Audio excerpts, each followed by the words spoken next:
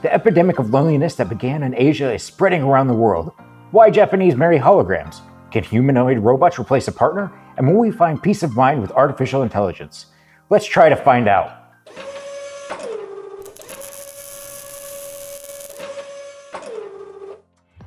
The digitalization of relationships began with numerous dating apps.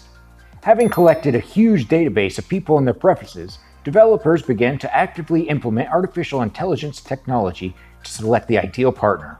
But that's not all. To make a meeting a success, neural networks have learned not only to select places and give advice on behavior, but also to plan future meetings in virtual reality, simulating the behavior of a potential partner. What's next? It makes sense that further, already on available data, it will be possible not only to select, but also create virtual partners, or load the necessary qualities in a personalized robot partner. And the first suitable robots to load artificial personalities could be adult robots. In fact, companies creating sexy humanoids have always positioned themselves as precisely a full-fledged partner capable of easing loneliness and providing psychological support. They can maintain a simple conversation, get to know the partner, and remember what he likes, which is better than nothing. The most famous bot for adults, Harmony, even tries to convey human emotions through facial expressions. In this case, the robot will look the way you want, it won't get a headache, and it won't laugh at your shortcomings. There are already communities of people who prefer robots and consider it a real relationship. We talked about the most advanced robots in this category in the video in the link. But there are also those who don't like or even fear humanoid robots. What are they supposed to do? Japan has found an answer to this.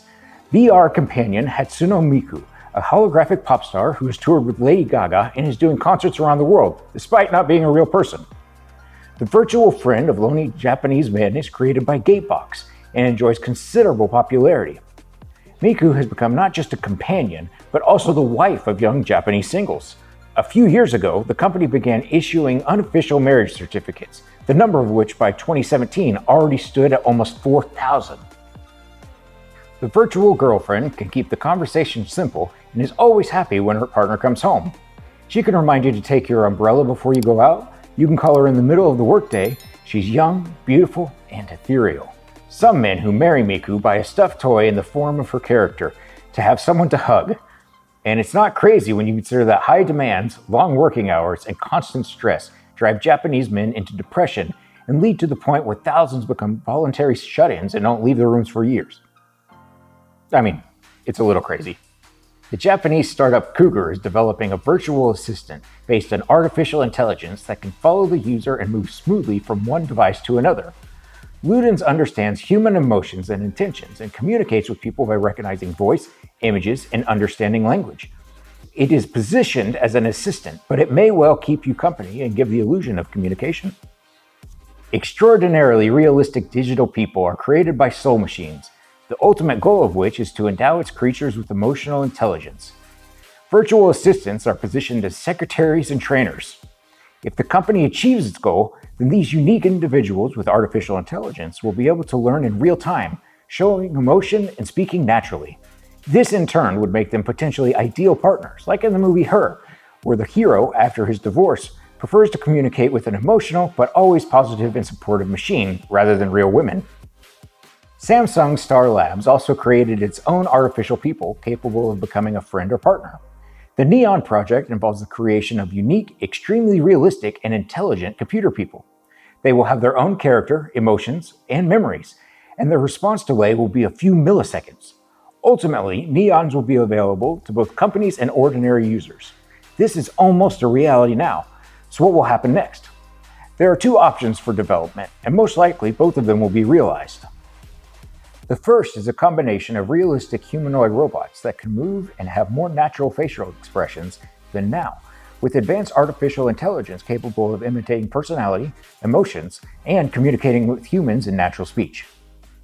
The second developmental option is tactile suits for VR technology, which would allow interaction with virtual partners as with live ones. But the use of robots as partners is not limited to this. There's also Aibo, Sony's robot dog, which has won the heartfelt love of anyone who's ever switched it on. When the company halted the project in 2004, the robots gradually began to die due to a lack of spare parts and repair capabilities, and this gave to the rise of the tradition in Japan of real robot dog funerals. Their loss was equated by their owners to the death of a real pet. And honestly, at the price of $3,000 each, if my robot dog died, I'd be devastated. There is also a category of robotic companions for the elderly. Small sociable robots on wheels like Pupero 1, animal robots that purr and look you in the eye like Pero, child robots like Telenoid R1, and a faceless robot in which seniors project the personalities of their long-lost loved ones. They're all designed to fight the epidemic of loneliness, but will they succeed? On one hand, all these technologies should help, but won't they cause the opposite effect? Wouldn't it be easier for people just to give a robot to their aging parents rather than visit them? Wouldn't having a relationship with a virtual partner be that much easier and more enjoyable than having a real one? Some countries, such as the UK and Japan, have already tasked the government with addressing these issues by creating a singles ministry. What do you think? Is happiness with a robot possible? Subscribe to the channel, like the video, and write your opinion in the comments.